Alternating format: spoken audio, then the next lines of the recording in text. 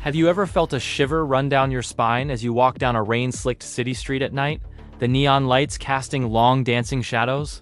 Or caught a fleeting movement in the corner of your eye while scrolling through your phone late at night, a digital ghost in the machine? What if I told you these aren't just tricks of the light or glitches in the system? What if they are echoes of something ancient, something that has walked beside humanity since the dawn of time? We live in an age of steel and glass, of data and algorithms. We've mapped the globe, explored the deepest oceans, and reached for the stars. It seems there are no dark corners left, no mysteries unsolved. We've traded whispers around the campfire for the hum of servers, and ancient lore for breaking news. But the stories haven't vanished. They've adapted. They've evolved. They live and breathe in the very fabric of our modern world, hidden in plain sight. This is the story of folklore in the 21st century. The tale of how ancient myths have found new homes in our concrete jungles and digital realms. It's a journey into the heart of our cities, to find the magic and the monsters that still dwell in the shadows. Our story begins where the city's glow gives way to the deep, silent dark of the wild. Imagine a place, right at the edge of suburbia, where the last streetlight surrenders to a wall of ancient trees. Here stands a figure, someone we might call the Seeker. They are one of us, driven by a nagging curiosity, a sense that there is more to the world than what we see on our screens. They stand at this threshold, not just between the city and the forest, but between the known and the unknown, the mundane and the magical. As the Seeker steps into the mist, they are stepping back in time, seeking the source code of our oldest fears and beliefs. But what is folklore, really? It's more than just fairy tales for children or forgotten legends in dusty books. It is the collective dream of a people, the repository of our hopes, our fears, our wisdom, and our warnings. It's the DNA of our culture. Think of the symbols we see every day. Look closely at the side of a skyscraper, and you might see patterns in the glass and steel that echo ancient runes meant to ward off evil. The intricate designs on a modern bridge might mirror the protective knots our ancestors tied. These symbols are not just decorative. They are artifacts, remnants of a time when the world was alive with unseen forces. In these reflections, in the shimmering glass of a downtown office building, another figure emerges. This is the Shadow Weaver, a being as old as storytelling itself. They are not a villain, but a custodian of these ancient tales. The Shadow Weaver represents the enduring power of myth, the way it bridges the past and the present.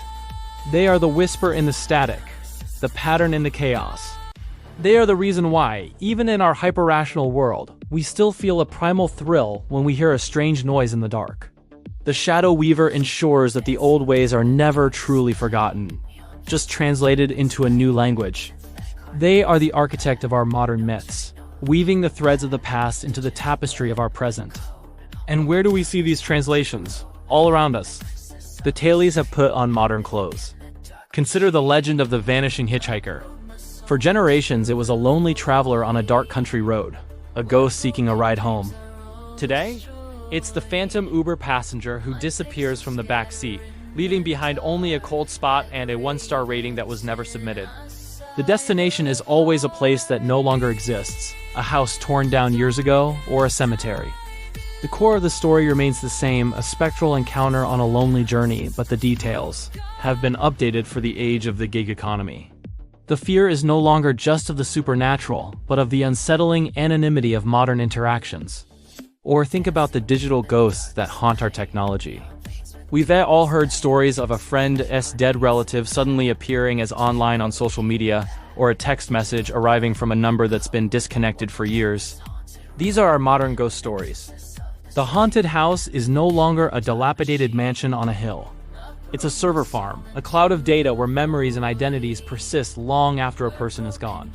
The electronic voice phenomena of old, where ghost hunters tried to capture spirit voices on tape recorders, has become the strange, garbled message left on your voicemail, or the face that seems to materialize for a split second in the static of a video call. The Shadow Weaver is at work here, showing us that even our most advanced technology can become a conduit for the ancient and the unknown. But the impact of folklore isn't just about individual spooky encounters. It shapes our collective psyche on a massive scale.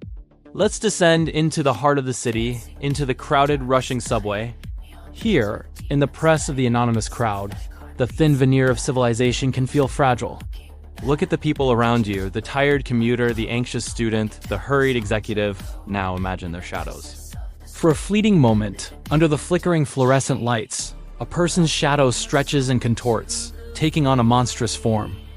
That businessman's shadow briefly sprouts leathery wings and a horse-like head. The Jersey Devil, a creature born of colonial paranoia, now haunting the corridors of power and finance.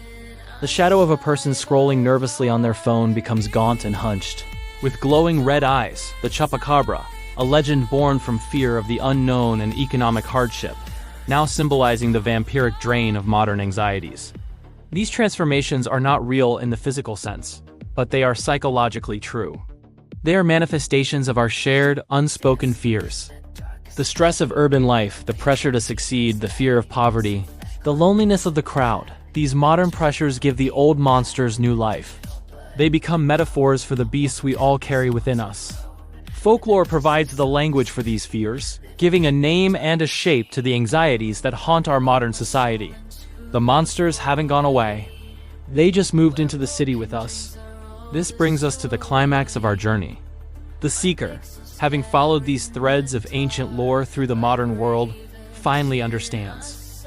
The goal is not to defeat the darkness, but to understand it. They ascend to the highest point of the city, a Gothic spire on an old skyscraper, a place where the architecture of the past meets the sky of the present. And there, waiting for them, is the Shadow Weaver. There is no epic battle, no clash of swords or spells. Instead, there is a confrontation of understanding. The Seeker looks into the eyes of the Shadow Weaver and sees not a monster, but a reflection of humanity itself. They see the fear, the wonder, the need to tell stories to make sense of a chaotic world. The Shadow Weaver, in turn, acknowledges the Seeker's courage to look beyond the surface. Below them, the city transforms. The grid of streets and lights begins to glow with an eerie magical aura. The flow of traffic becomes a river of souls. The hum of the city becomes an ancient chant. In this moment, the Seeker sees the city not as a machine of concrete and commerce, but as a living, breathing entity saturated with myth. The ley lines of old are now the fiber optic cables beneath the streets. The sacred groves are the quiet parks nestled between towering buildings. The magic was always there. The Seeker just needed to learn how to see it. The confrontation ends with a simple nod of acceptance. The Shadow Weaver fades back into the reflections and whispers of the city, its work done for now. The Seeker's journey is complete, but their transformation is just beginning. They walk back down from the spire, descending from the realm of myth and re-entering the stream of everyday life. They merge back into the crowd on the street, just one face among millions. But something is different. As they walk, their eyes catch the light in a peculiar way, holding a faint, ethereal glow for just a moment. It's a subtle sign, invisible to most, but it's there.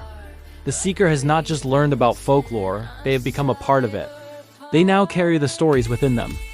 They understand that the line between myth and reality, between the ancient world and the modern one, is not a line at all. It is a permeable, ever-shifting veil. The myths are not just stories we tell. They are stories we live. They are in our anxieties, in our technologies, in our cities, and in our very souls. Folklore is alive. It walks among us, it breathes in our digital spaces, and it sleeps in our shadows, waiting for us to look close enough to see it. It is the ghost in the machine, the monster in the metropolis, and the magic in the mundane. And as the Seeker disappears into the crowd, one of many but now forever changed, we are left with a final, lingering thought. If you look closely enough, you might just see your own eyes begin to glow. The stories are waiting for you too. Thanks for joining us on this journey into the heart of modern mythology. If you've ever felt the presence of the past in your present, let us know in the comments below. Don't forget to like, subscribe, and hit that notification bell to continue exploring the hidden wonders of our world. Until next time, keep your eyes open,